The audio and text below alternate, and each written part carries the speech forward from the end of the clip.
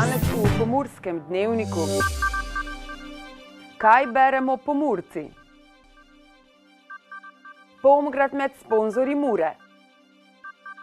Zorec bo zamenjal z Rima. Podjetja bodo dobila državni denar. Vreme, jutri sončno.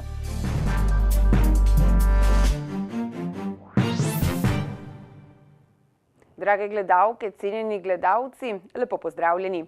Poletje je čas dopustov in marsikdo si poležavanja na plaži ne predstavlja brez dobre knjige. V Pokrajinski in študijski knjižnici Murska Sobota smo zato preverili, po kakšnih knjigah v poletnih mesecih najraje posegamo Pomurci.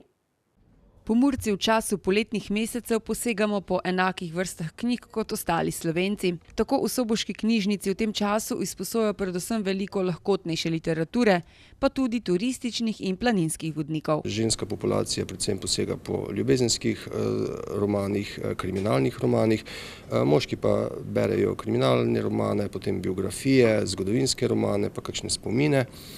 V tem trenutku je daleč najbolj izposojan skandinavski avtor Jo Nesbø.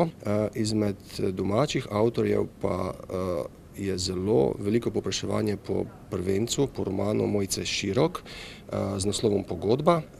Vsako leto v tem času je pa tudi veliko povpraševanje po vseh romanih, ki so v tekočem letu prišli v ožji izbor za nagrado Kresnik. Najbolj seveda povprašujejo po Jančarjevem romanu z naslovom In ljubezen tudi. Tudi mlajši bralci v času počitnic radi zahajajo v knjižnico. Mogoče bi najprej izpostavila za tiste najmlajše, še zmeraj Slikanice, potem Desa Muk, Čudežna Bauhamegi pa Anica sta zelo popularni. Potem nekje ravno v tem sredinskem delu so bolj hudomušne in pustolovske zgodbe in pa seveda stripi. Zadnje čase so stripi zelo moderni, nekako dve leti nazaj se je začel ta trend stripovski. Potem ta mladinska polica, pa nekako mogoče Mödendorfer, Kit na plaži, Rowlingova še zmeraj, Harry Potter. Poleg izposoje pa za najmlajše v času počitnic pripravljajo tudi igralne urice, knjižnico igrač in letos prvič tudi Mali čudo. A ne samo za mladino, tudi za odrasle so v sodelovanju z ZKTŠ pripravili dogodke, ki se bodo letos na Skritem dvorišču odvili prvič. Dogodek se imenuje Knjižnica pod zvezdami. Želimo, da te dejavnosti, ki jih knjižnica prireja skozi celo leto v prostorih knjižnice, gredo v poletnem času tudi navzven. In tako imamo letos na Skritem dvorišču dva taka dogodka. In sicer prvi se bo odvil naslednji četrtek ob 9. zvečer. Je na Skritem dvorišču glasbeno-literarni večer s Ferjem Lainščkom in pevko Ditko. To je v bistvu uglasbena poezija Ferja Lainščka. Naslednji dogodek Knjižnica pod zvezdami bo 23. avgusta in sicer trio Vlada Poredoša.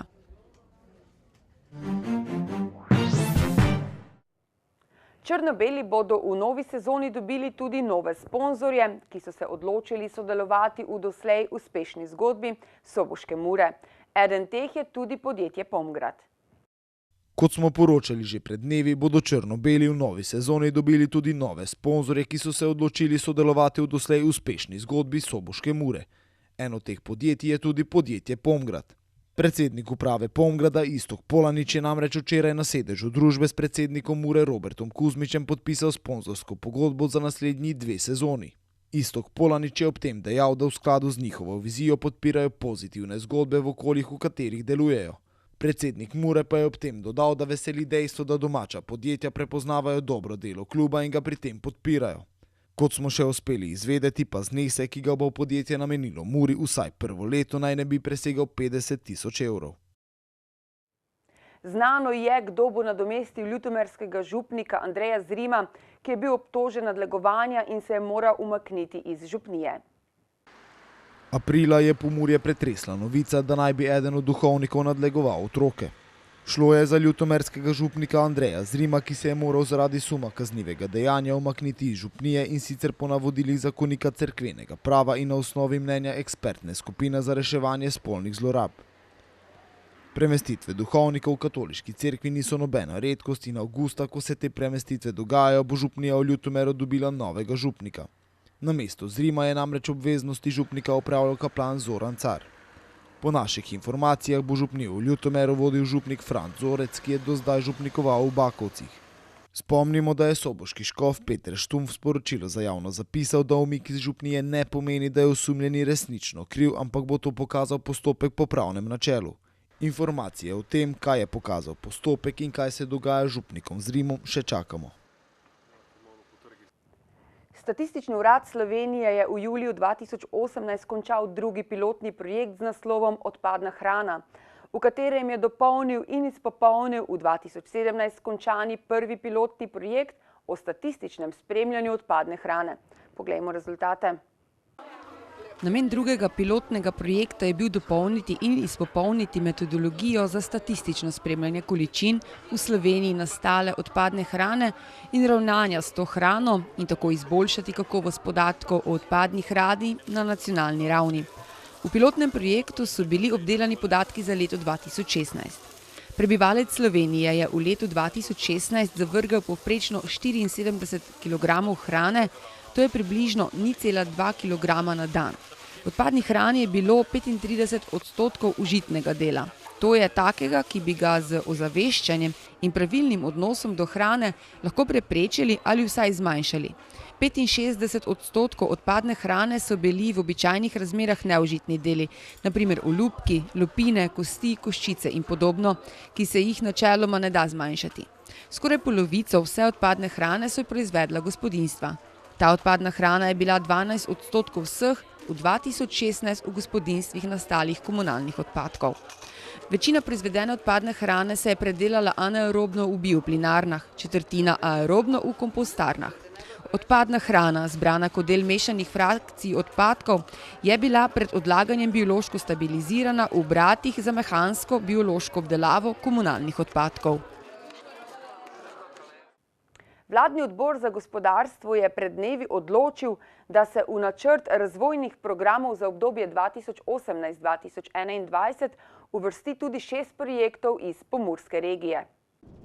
Vladni odbor za gospodarstvo je pred dnevi odločil, da se v načrt razvojnih programov za obdobje 2018 do 2021 uvrsti tudi 6 projektov iz Pomurske regije. Z javnim razpisom za sofinanciranje začetnih investicij podjetij in ustvarjanje novih delovnih mest na območju izvajanja zakona o razvojni podpori Pomurski regiji je bilo razpisano 1.400.000 evrov. Na omenjeni javni razpis se je prijavilo 53 vlagateljev, vrednost prijavljenih projektov pa je znašala nekaj več kot 19 milijonov evrov, medtem ko je bilo zaprošenih za dobrih 6 milijonov evrov. Od 53 projektov je bilo 11 zavrnjenih zaradi vsebinskih razlogov, 4 zaradi prenizke ocene, za 30 projektov pa ni bilo dovolj sredstev za sofinanciranje. En vlagatelj je sporočil, da odstopa od podpisa pogodbe. Finančno podporo so tako dobila podjetja Šumer, Rosenbauer, Odelo Slovenija, TPM, Mobitex in VAR. Na spletnem portalu sobotainfo.com izbirajo najboljši burger. Predlagajte, kje v Pomurju imajo najboljši burger. Izbor na sobotainfo.com, mi pa si poglejmo še kratke novice.